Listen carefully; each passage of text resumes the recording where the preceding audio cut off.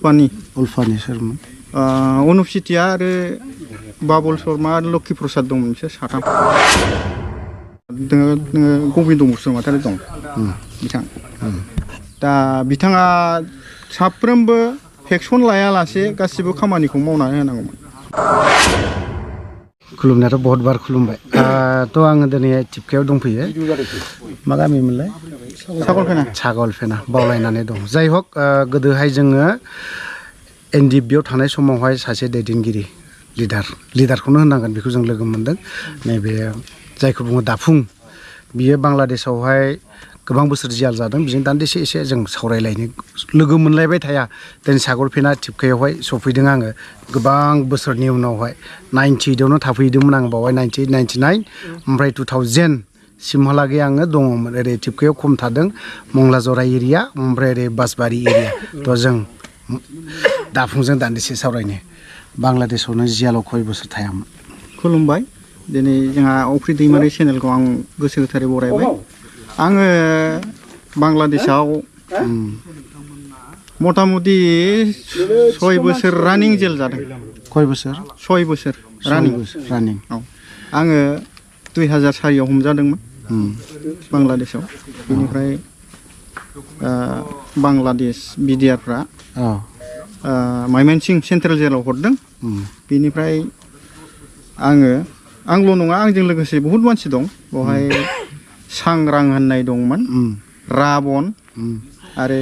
फाखनबोमोन दा फाखन ओमफ्राय खरं बोराय ओमफ्राय आं दंमोन आरो दा जाय हक बिथां अफ्रि दैमारिखौबो जोङो लोगो मोनबोखानाय केम्पआव मेघालयआवबो जों एखे थाबोखानायमोन मास मोनसे मोननैबाबो नोंसोरनि बे बांलादेशआव जे जिहेतु जियाल जानांनाय सोरनि थाखाय जानांदों होनना सानो नोङो दा एथ' सेक्रिफाइसआथ' जों जाथिनि थाखाय थांदोंमोन दा बेवहाय जोङो जाथिनि नांनायाव माने नेसननि मेथाइ होनो माने जाथिनि थाखाय नांनायाव जों भुगिबोनांदों दा माखासे दैदेनगिरिफोरनि माबायावसो जोङो गोबाव थानांदों जेलावहाय बेवहाय जेलाव थानाय समाव जोङो खस्थ' मोनदों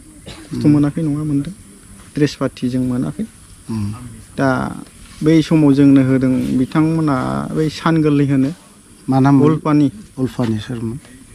अनुप चेटिया आरो बाबुल शर्मा आरो लक्ष्मी प्रसाद दं मोनसे साथाम थारमाने बिसोरजों रायलायनोबा बे जेलारानो जोंनो खाबु होयोमोन आरो बे जोंहा सासे सिनियर माबा दंमोन सांग्रां होननाय बिथाङा